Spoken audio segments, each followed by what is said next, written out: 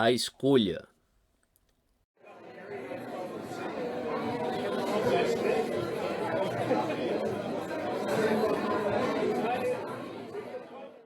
Nesse tempo nasceu Moisés, e era muito formoso, e foi criado 3 meses em casa de seu pai. E sendo enjeitado, tomou a filha de Faraó e o criou como seu filho. E Moisés foi instruído em toda a ciência dos egípcios, e era poderoso em suas palavras e obras. E quando completou a idade de 40 anos, veio-lhe ao coração ir visitar seus irmãos, os filhos de Israel. E vendo maltratado um deles, o defendeu, e vingou o ofendido, matando o egípcio. E ele cuidava que seus irmãos entenderiam que Deus lhes havia de dar a liberdade pela sua mão. Mas eles não entenderam.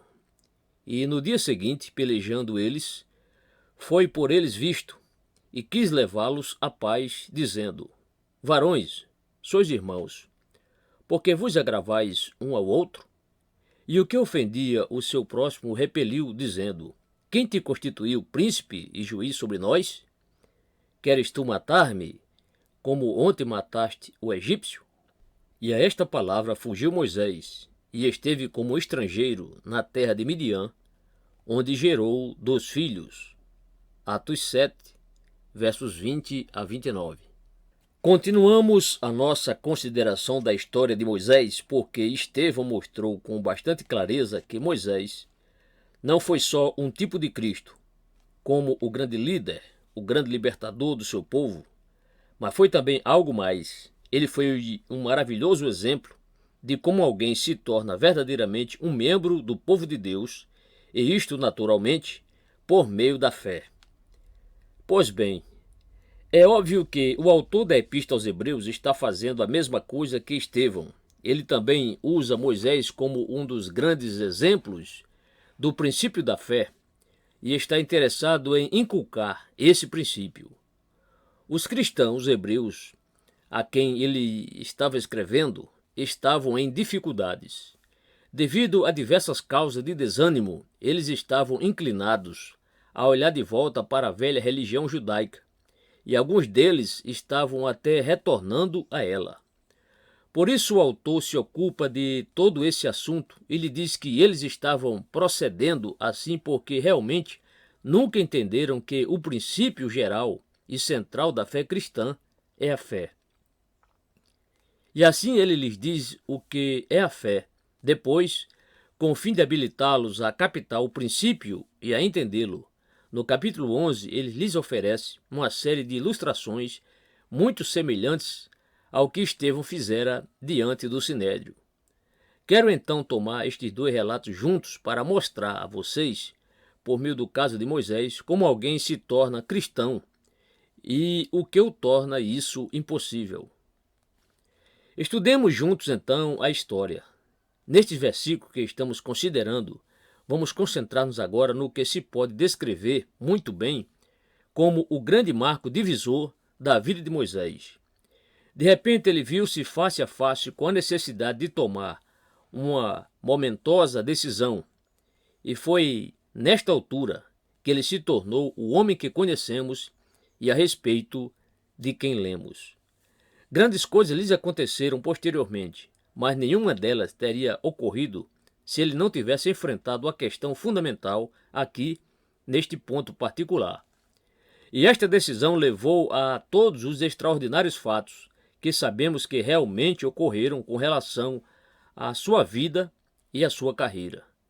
A decisão de Moisés é, pois, muito valiosa e instrutiva, apresentando e defendendo, como faz, a causa do cristianismo e mostrando que nós somos chamados para fazer algo a respeito. Jamais conseguiremos considerá-la com exagerada atenção. Bem, nenhum de nós pode ser cristão sem saber que é. Ninguém pode ser cristão inconsciente. É impossível. Embora haja grandes variações na maneira pela qual as pessoas realmente se tornam cristãs, há um fator, um princípio universal que está sempre presente, e este princípio é que há sempre um elemento de crise, sempre um elemento que requer decisão. A crise pode variar em intensidade. pode ser altamente dramática, pode ser muito calma, isso não importa. Tudo o que eu estou afirmando é que as pessoas estão sempre cientes de que se defrontam com um impasse. Se alguém me diz, como às vezes as pessoas dizem, mas eu sempre fui cristão, eu lhe digo, então você nunca foi cristão. Ninguém nasce cristão, todos nós nascemos em pecado, todos nós fomos formados em iniquidade, todos nós nascemos filho de Adão. É por isso que é um absurdo falar em país cristão e em supor que, uma vez que as pessoas nascem ou são criadas em certo país, elas são automaticamente cristãs. Isso é uma negação do cristianismo. Nós nos tornamos cristãos e sabemos que nos tornamos cristãos. Há então em todos os cristãos o mesmo elemento de crise, de ter estado numa situação crítica, coisa que Moisés experimentou. Assim, que é que vemos então nesta história? Primeiro constatamos que Moisés de repente viu-se confrontado por uma escolha. Eu disse de repente. Não posso provar que foi de repente, mas essa impressão nos é dada pelo versículo 23 que diz: E quando completou a idade de 40 anos, veio-lhe ao coração e visitar seus irmãos, os filhos de Israel. Lembre-se de que durante 3 meses Moisés fora criado na casa de seus pais, mas por causa do cruel edito do faraó da época, que ordenara a morte de todos os bebês do sexo masculino, ele foi colocado num cesto e posto no rio, onde foi encontrado pela filha de Faraó, que o adotou como filho. E assim ele foi criado em toda a pompa e cerimônia do palácio real do Egito. O resultado foi que ele foi instruído em toda a ciência dos egípcios e era poderoso em suas palavras e obras. Versículo 22. Além de a história secular, sugere-nos que ele foi de fato um homem admiravelmente capaz, proeminente em sabedoria e conhecimento, um bom estudante, mas também um homem de ação, um excelente militar. Assim entendemos, e ele desfrutou essa vida durante 40 anos. Naturalmente, os seus prospectos eram emocionantes para um homem ambicioso. É impossível imaginar um futuro mais brilhante. Então nos é dito que, de repente, no meio disso tudo, veio-lhe este pensamento. Veio-lhe ao coração ir visitar seus irmãos, os filhos de Israel, e imediatamente Moisés foi confrontado por uma escolha. Continuaria ele como estava ou se identificaria com o povo a quem ele pertencia? E o meu argumento é que este é um modo perfeito de apresentar o Evangelho e sua mensagem para nós. O Evangelho sempre nos aponta uma escolha, inevitavelmente, porque estamos vivendo num mundo no qual há duas poderosas forças operando sobre nós, uma das quais é Deus e a outra é o diabo, os poderes do bem, os poderes do mal, o céu e inferno. Essas forças estão ativas no mundo e, naturalmente, elas são completamente antagônicas. Vocês não podem imaginar maior antítese do que a existente entre Deus e o diabo. Portanto, no momento em que começamos a viver neste mundo, já nos defrontamos com uma escolha.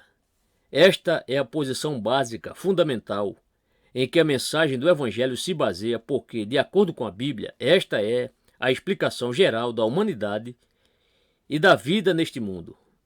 Permita-me levá-lo direto de volta ao princípio, a escolha que confrontou Adão e Eva no Jardim do Éden, a mesma escolha. Eles tinham sido criados por Deus, desfrutavam a vida de Deus e tudo estava bem. Mas o tentador, o diabo, veio e fez outra sugestão exatamente oposta a tudo o que eles conheciam. É assim que Deus disse? Gênesis 3, verso 1. Que direito tem Deus de dizer isso? Dúvidas, indagações, outro caminho. Não façam isso, façam aquilo. Façam o que lhes digo, e vocês serão como deuses, serão iguais a ele. É por isso que ele não quer. Imediatamente ali estavam os dois caminhos, um a absoluta antítese do outro, e Adão e Eva tinham que fazer uma escolha. Esse foi o princípio da história e continuou assim daí por diante. Vimos isso no caso de Abraão, educado como pagão em Ur dos caldeus. veio-lhe o chamado: saia, sai-te para a terra que eu te mostrarei. Gênesis 12, verso 1. Imediatamente ele foi confrontado com esta escolha: fique aqui ou levante-se e saia, atenda a voz de Deus. E agora vemos a mesma coisa no caso de Moisés. Na verdade, no fim da sua vida, como lemos no livro de Deuteronômio, quando ele estava prestes a deixar este mundo, Moisés assinalou para os filhos de Israel que ele estava liderando, que eles igualmente se defrontavam com duas possibilidades: bênção, maldição. Monte Ebal, Monte Gerizim. Disse ele: é uma coisa ou outra. Escolha o que vão fazer. Vocês vão entrar na terra. Eu não vou, porém vocês serão levados para dentro da terra, e haverá sempre dois caminhos diante de vocês.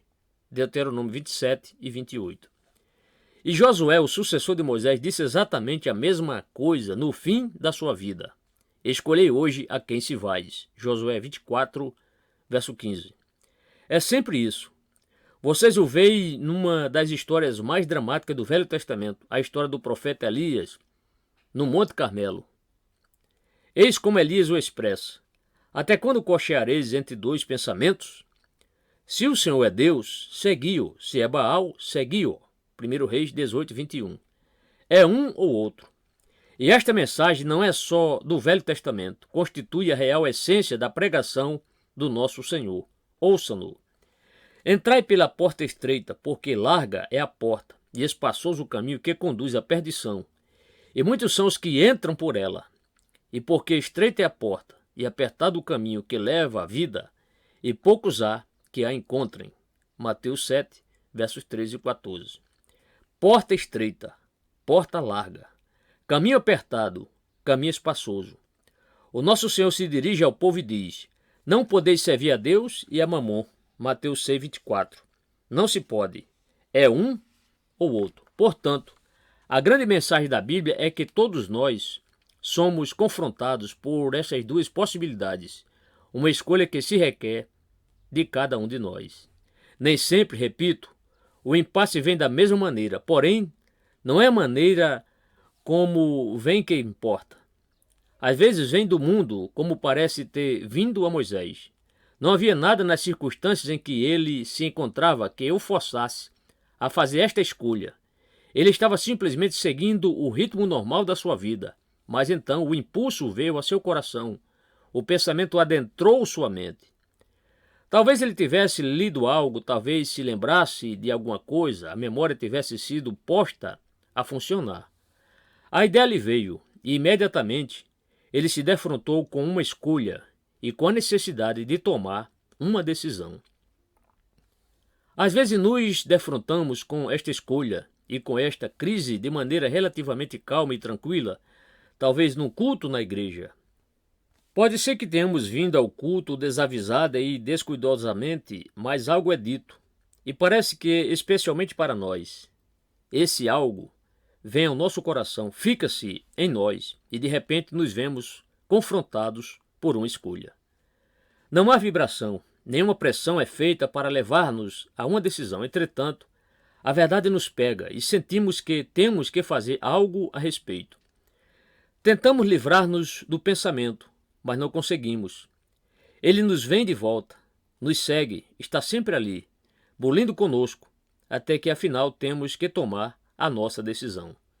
Todavia, a escolha nem sempre vem de maneira calma. Posso sumariar isso contando-lhes duas histórias que nos são contadas no capítulo 16 de Atos.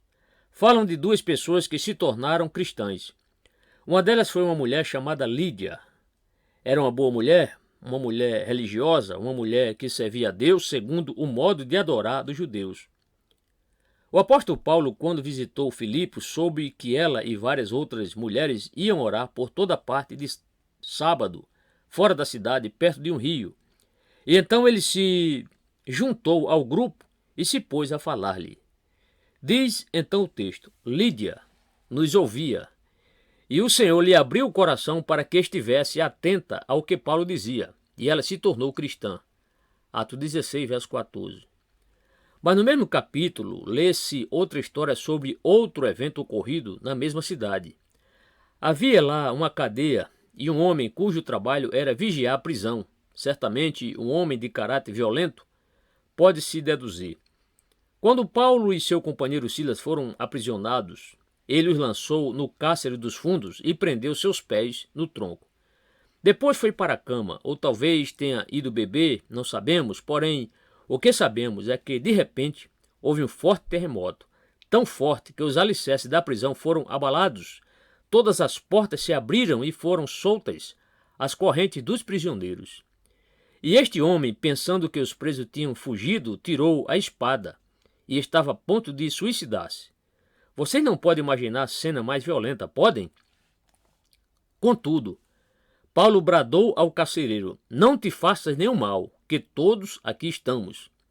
E isso levou à conversão daquele homem, o terremoto, a violência, o alarme e a voz de Paulo. Senhores, disse ele, que é necessário que eu faça para me salvar? Atos 16, verso 19 a 34. Portanto, não importa se vem violenta ou calma, a escolha é a mesma. Vemos uma grande variedade nas histórias que as pessoas contam. Estranhamente, depois que eu tinha preparado tudo isso, li sobre a conversão de um homem, penso que um soldado americano durante a última guerra, Segunda Guerra Mundial. Esse homem, que era completamente negligente e alheio a estas coisas, um dia pisou numa mina, que explodiu e lhe arrancou um pé. E esse foi o meio de sua conversão.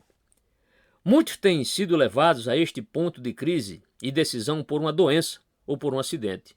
Conheço gente que pela primeira vez encarou esta questão quando estava em pé, junto ao túmulo aberto de um ente querido. Outros precisaram chegar ao leito de morte antes de encararem realmente esta questão. Os meios são quase intermináveis. Daí não precisarmos nos preocupar com o modo, com a maneira, mas aquilo de que estamos certos e seguros é que a cada um de nós é dada uma escolha. Veio-lhe ao coração de Moisés. Quem colocou isso ali? Deus. É Deus que sempre leva cada pessoa a defrontar-se com esta grande questão. Um amigo pode convidar você para um culto na igreja, mas acredite-me, foi Deus que usou esse amigo, embora talvez ele não saiba disso. Move-se Deus misteriosamente, suas maravilhas para realizar. William Cowper. O interesse de Deus por nós é tal que, de várias maneiras, ele nos puxa e nos faz parar. Assim como Moisés, no meio de sua esplêndida carreira, de repente começou a pensar em seu povo e foi confrontado por uma escolha. Assim também Deus, destas muitas maneiras, nos detém, nos diz alto e nos compele a encarar esta questão. Essa é a primeira coisa que vemos. E em segundo lugar, é simples e claro que só há duas possibilidades. O mundo está cheio de divisões e distinções. Está bem consciente nestes dias de cortina de ferro, de divergentes pontos de vista, porém, não são as cortinas de ferro que constituem as reais divisões. As pessoas dos dois lados da cortina de ferro têm algo muito em comum. Podem diferir politicamente, mas como seres humanos, são todas iguais. Há somente duas possibilidades finais na vida. Nós somos, todos nós, ou de Deus ou contra Ele, e nada mais importa. A cor da sua pele não tem a mínima importância.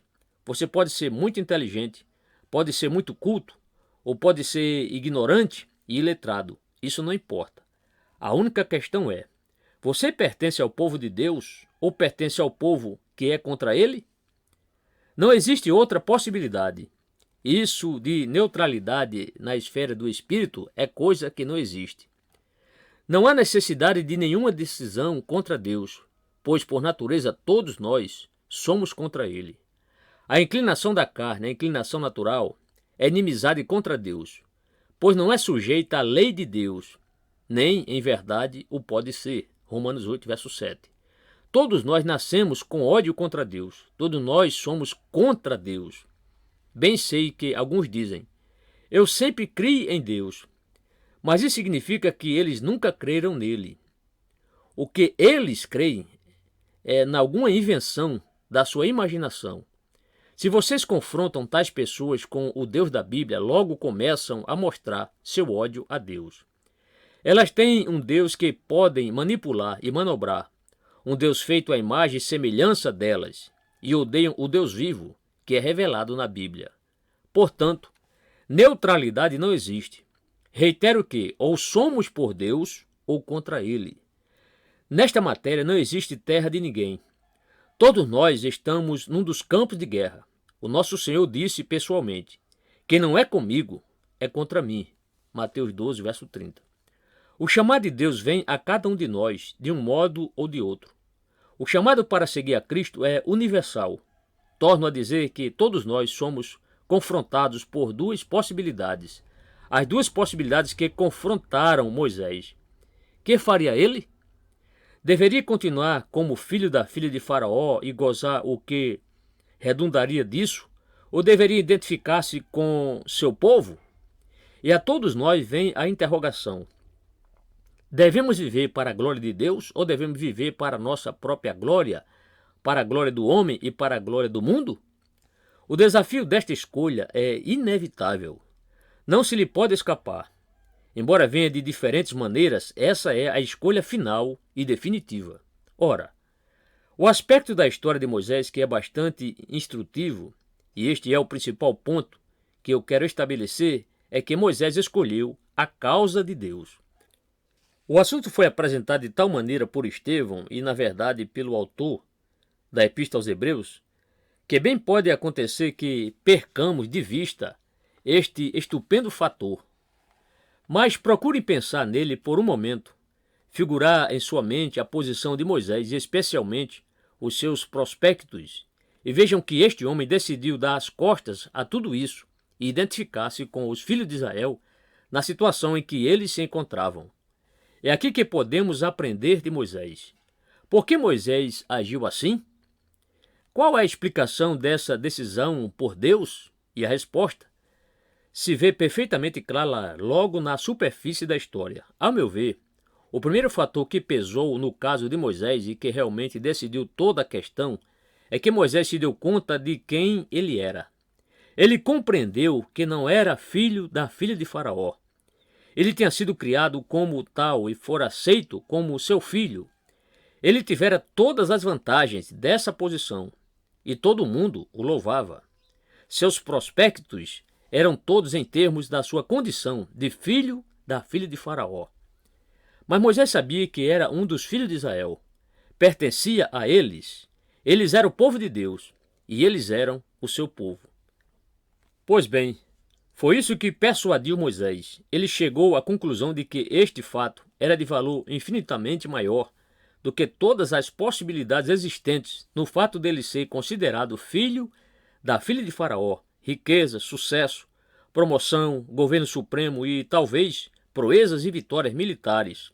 Tudo isso, Moisés percebeu, não era nada quando posto em contraste com o fato de pertencer ao povo de Deus. Lá estavam eles, desprezados, Joões ninguém naquele tempo, mas eram o povo de Deus. E não foi só isso que Moisés compreendeu também seu valor e sua importância, e essa foi a razão dessa decisão. Talvez vocês me perguntem, o que é que isso tem a ver conosco? Mas isso está toda a essência da questão. A coisa mais importante que nos cabe fazer nesta vida é compreender o que somos como homens e mulheres. Todos nós, como Moisés, fomos criados com uma ideia errada quanto à nossa identidade. O mundo quer fazer-nos acreditar que os seres humanos não passam de animais racionais, por certo, porém tão somente animais. Não essencialmente diferentes, dizem. Não criações singulares, mas apenas gente que evoluiu um pouco mais que os outros animais, cujo cérebro evoluiu mais altamente, porém que, não obstante, são apenas animais. E com que finalidade os homens e as mulheres estão neste mundo? A ideia do mundo é que eles estão aqui para serem o que são e trabalharem por si. Estão aqui para ganhar dinheiro, para comer, para beber e para ter sucesso. Estão aqui para satisfazer o sexo como fazem os animais, ao menos essa é a impressão dada pelos jornais e pelos filmes. Este é o grande objetivo e propósito da vida, e é com isso que devemos preocupar-nos.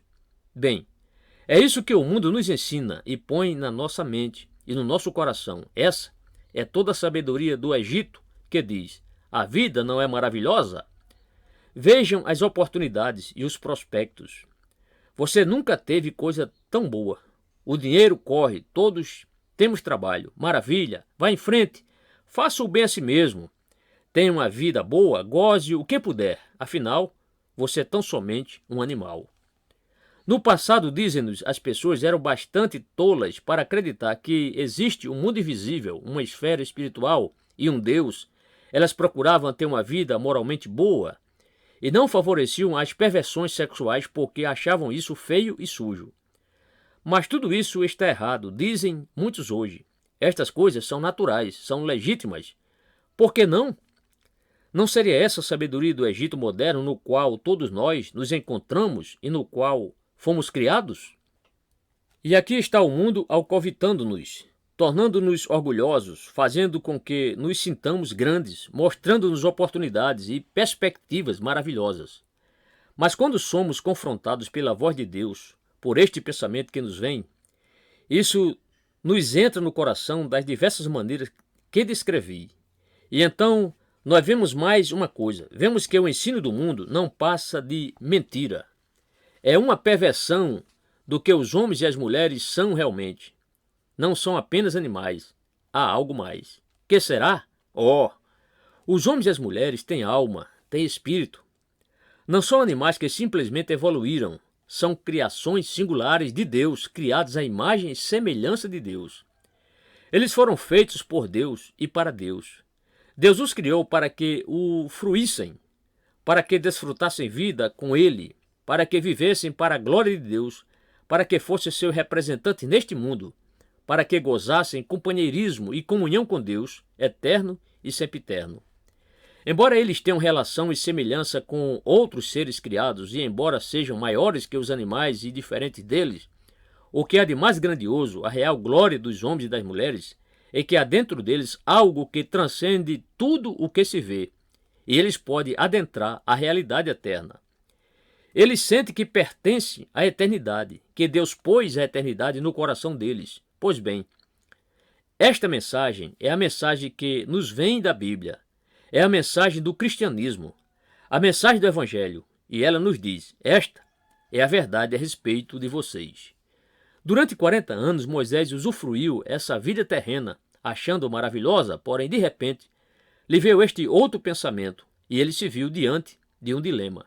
Mas agora, diz a voz, que há de ser? Que sou eu? E eu lhes falei sobre a decisão de Moisés. É essa espécie de decisão que torna as pessoas em cristãs. De repente, elas ouvem o Filho de Deus dizer: que aproveitará o homem ganhar todo o mundo e perder a sua alma?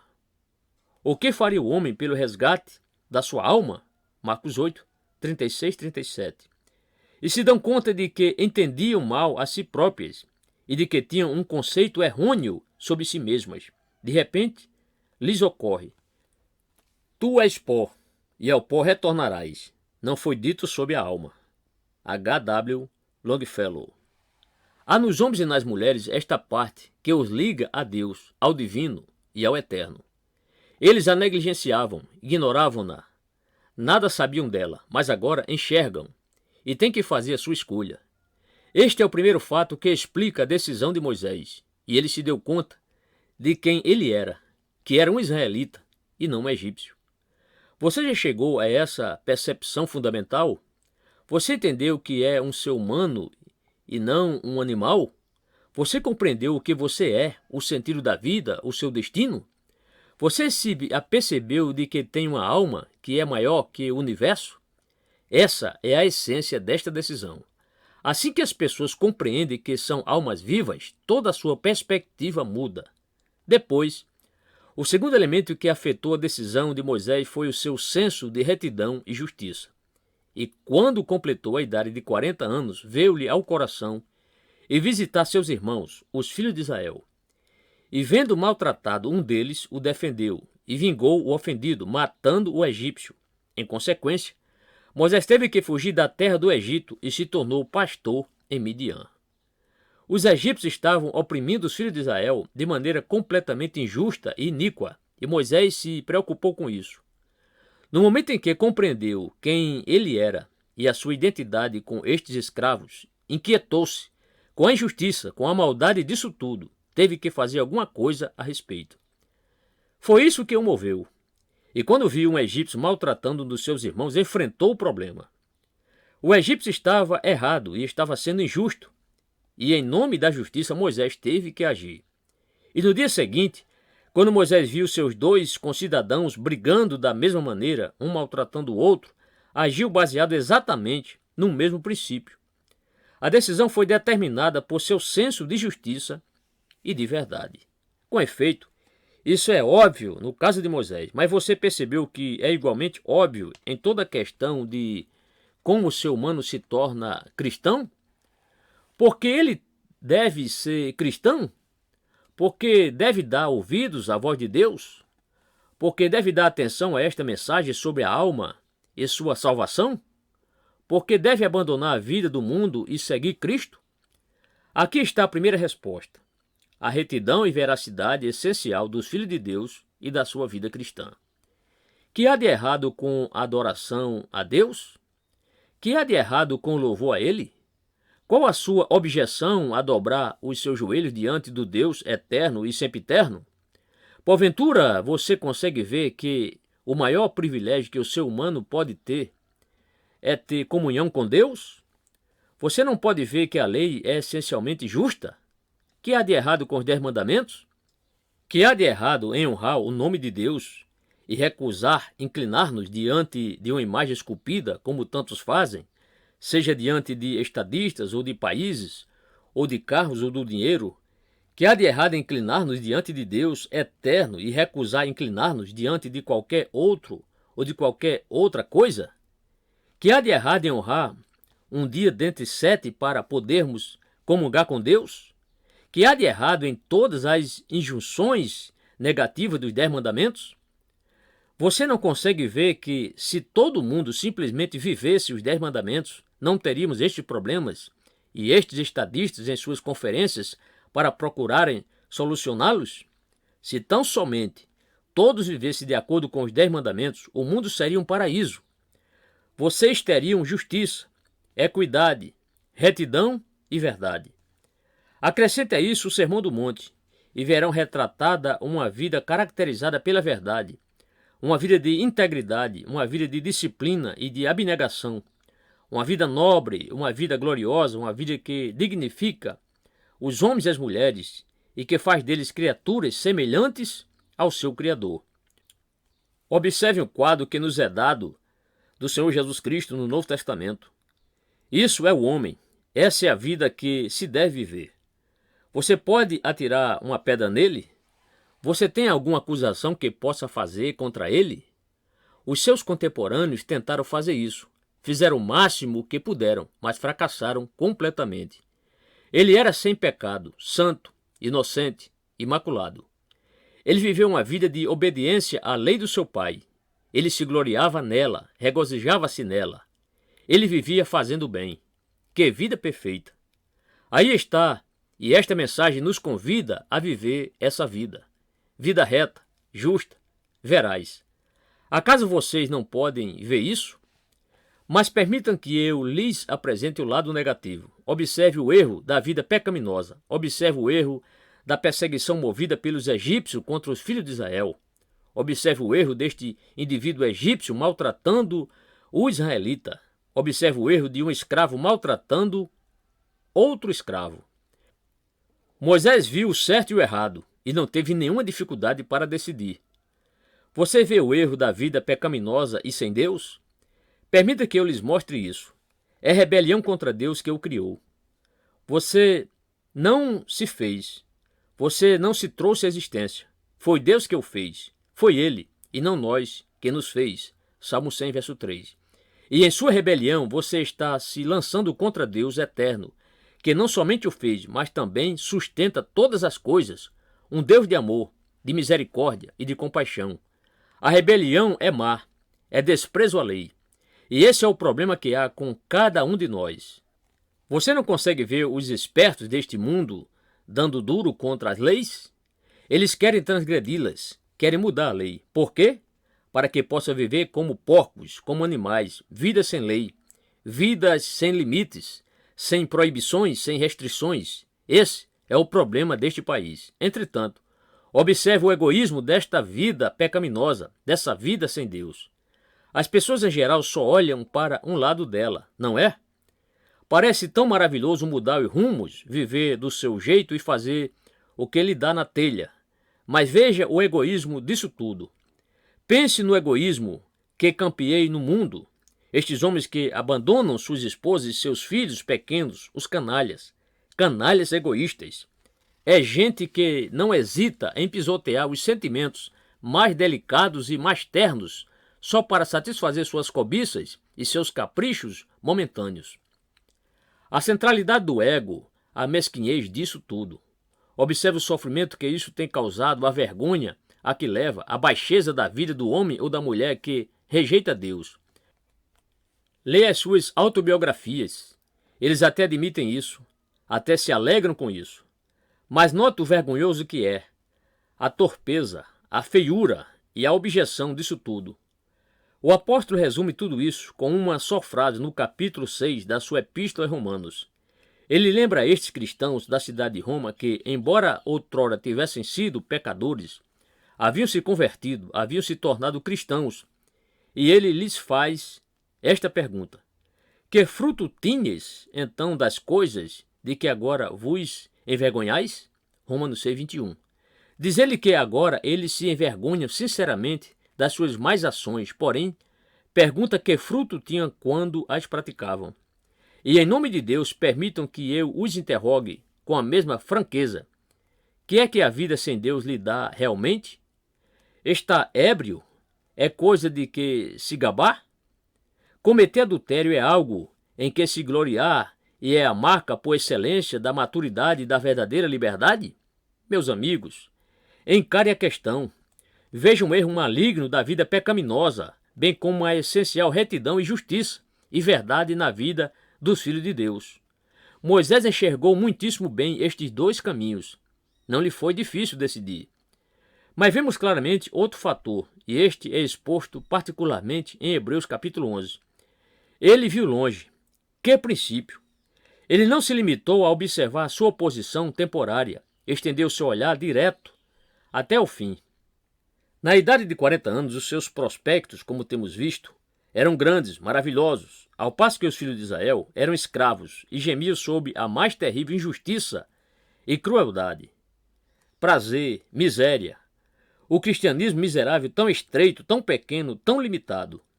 Saia do mundo, venha gozar a boa vida, venha viver realmente, venha e solte-se. Que vida maravilhosa! Como parece pequena, desprezível e mesquinha esta vida cristã. Visto que em geral as pessoas só olham superficialmente e só consideram o presente imediato, diversamente de Moisés, resolvem permanecer no Egito. Todavia, nos diz a Bíblia que Moisés olhou para além do presente, contemplando o fim, e o que ele viu foi isto: escolhendo antes ser maltratado com o povo de Deus do que por um pouco de tempo ter o gozo do pecado. Hebreus 11, 25. Oh, que frase densa! Por um pouco de tempo. As alegrias mundanas que você goza são apenas temporárias. Evanescente é o prazer mundano e toda a sua pompa e ostentação. John Newton. Não duram. E, em contraste, embora o cristão esteja sofrendo, isso também é o presente imediato. Não é permanente. É preciso olhar para além do presente, para o futuro. Largue a porta e espaçoso o caminho. Para onde? Que conduz à perdição, e muitos são os que entram por ela. Mateus 7,13. Eles vão aos montes, empurrando uns aos outros. As multidões estão contra Cristo, contra Deus. Venha conosco, elas dizem, goze boa vida. Junte-se à nossa corrida, e o mundo se aglomera no caminho espaçoso.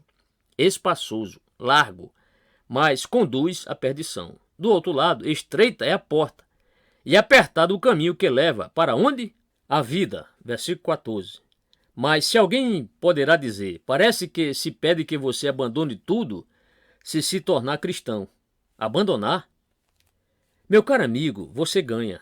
Se sofrermos, também com ele reinaremos. 2 Timóteo 2, verso 12. Contemple o fim. Fique de olho no final. Não queira por um pouco de tempo ter o gozo do pecado. Com Moisés, olhe para longe. Mas Moisés não viu apenas que os prazeres do pecado só duram por pouco tempo. Há esta outra frase esclarecedora acerca dele no capítulo 11 de Hebreus. Ali se nos diz que ele tinha em vista a recompensa. Hebreus 11, 26. Moisés viu num relance que, se realmente obedecesse à sua voz interior, que o concitava a identificar-se com seu povo e a fazer-se o seu libertador, haveria uma recompensa. Que será essa recompensa? Primeiramente, é algo maravilhoso nesta vida. No momento em que você toma esta grande decisão de dedicar seu ser e sua vida a Deus em Cristo, você fica sabendo que os seus pecados estão perdoados e passa a gozar uma paz que nunca imaginara ser possível para quem quer que seja neste mundo. Você passa a ter satisfações que ultrapassam toda a possibilidade de descrição, gozo inefável e glorioso, ou alegria indizível e cheia de glória. 1 Pedro 1, verso 8. Você começa a viver uma vida pura e limpa, uma vida santa e satisfatória, uma vida com propósito. Você deixa de ter medo da morte, pode enfrentá-la com um sorriso, seus terrores serão desaparecidos. Mas não somente gozo nesta vida. Além dela está a glória que desafia qualquer descrição humana. Ainda não é manifesto o que havemos de ser, mas sabemos que, quando ele se manifestar, seremos semelhante a ele, porque assim como ele é, o veremos. 1 João 3, verso 2. Ouçam, diz Paulo aos Romanos, para mim, tenho por certo que as aflições deste tempo presente não são para comparar com a glória que em nós há de ser revelada. Romanos 8, verso 18. Virá o dia em que o Cristo de Deus retornará a este mundo e o livrará do mal e do pecado. Haverá uma nova criação, uma regeneração do universo. Haverá glória, e eu e vocês, que pertencemos a Cristo e a Deus, estaremos nela, e a compartilharemos, e a gozaremos para todo sempre. A recompensa contra o gozo do pecado, por pouco tempo. Eis aí toda a grandeza e pompa do Egito, sim, mas estas pessoas são pagãs, não conhecem Deus. Estas são o meu povo, elas conhecem Deus. Podem estar passando pela fornalha da aflição, porém são o povo de Deus. Estão indo para Canaã, vão fixar-se na Canaã celestial. Eu contemplo a eternidade, a glória sempre eterna, e todo o presente não passa de nada. No entanto, finalmente, pense na companhia a qual você pertence quando escolher, como fez Moisés, pertencer ao povo de Deus. Você pertence ao santo do Velho Testamento, à mesma companhia a quem pertenceram Abraão, Isaque e Jacó, e este Moisés, e aos grandes e gloriosos profetas, e a todos que são descritos no capítulo 11 de Hebreus. Eles pertencem à sua companhia, são o povo a qual agora você pertence. E todos os poderosos mártires e confessores das eras e dos séculos são estas pessoas com as quais você, tendo feito a escolha, vai identificar-se. Mas eu não me detenho aqui, nas pessoas, vejo aquele que as formou. Como foi que Moisés fez todas as coisas que nos são relatadas a seu respeito? Porque ele as fez? Aqui está a resposta. Em Hebreus 11, 27. Ele ficou firme, como o vento invisível. Bem-aventurados limpos de coração, porque eles verão a Deus. Mateus 5, verso 8. E que são os tesouros do Egito, que são todos os tesouros das suas pirâmides e dos seus palácios. Quando você vê Deus, você vai caminhando como peregrino e estrangeiros por este mundo, porém na companhia de Deus. E acima de tudo, você vai seguindo Jesus, olhando para Jesus, autor e consumador da fé. Hebreus 12, verso 2. Ele é o líder. Ele está à testa da companhia. Você não para nem nos apóstolos. Você olha para o seu Senhor e Mestre. Aquele que chamou os apóstolos, a pessoa de Jesus, o Filho de Deus. Ele está na vanguarda. Ele vai na frente. O mundo pode desprezar-me, rir de mim e zombar de mim. Mas eu pertenço a ele e vou andando e seguindo os seus passos. Os passos daquele que não cometeu pecado, nem na sua boca se achou engano. 1 Pedro 2, 22. Haveria no universo um privilégio comparável a este? Ele não se envergonhar de me chamar seu irmão, e Deus não se envergonhar de se chamar o Deus do seu povo? é boa coisa ser súdito britânico, se lhes parece bem, ou de qualquer outro país, e as pessoas se gabam destas coisas, porém, se você fez a escolha de Moisés, é disto que você pode gabar-se, de se haver tornado cidadão do reino de Deus, cidadão do céu, filho de Deus, filho do Rei dos Reis e do Senhor dos Senhores. Oh, o privilégio, a glória de pertencer a tal companhia e a um tal líder. Meus diletos amigos, vocês viram isso tudo? Sentem-no. Têm considerado tudo isso? Vocês realmente encaram a alternativa, a única alternativa, Deus ou o diabo, o céu ou o inferno, a bem-aventurança, a alegria e a glória eternas, ou a miséria e a vergonha eternas? Aí está a escolha. Toda a glória lhes é oferecida, sem custo. Vocês a veem? No momento em que a virem, não haverá hesitação. Vocês se voltarão para Ele e dirão: Guia-me, Senhor, eu te seguirei.